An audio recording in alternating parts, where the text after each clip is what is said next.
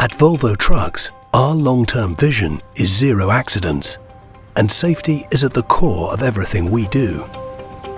In busy urban areas, it can be difficult for even the most experienced driver to perceive everything around the truck, and an accident can happen in a split second.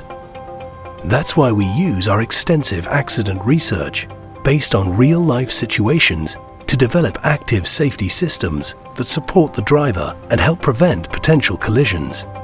Now we're introducing a new driver support system, Side Collision Avoidance Support. Via a dual radar system on each side of the truck, it's designed to detect when another road user, for example a cyclist, enters the risk area. It informs the driver via a red light on the relevant side mirror. If the driver indicates to turn, the red light starts to flash and a warning sound emits from the side of the potential collision. The driver is alerted and can brake the truck, allowing the cyclist to pass. Side Collision Avoidance Support also incorporates lane change support, now enhanced to detect vehicles in adjacent lanes, overtaking at any speed.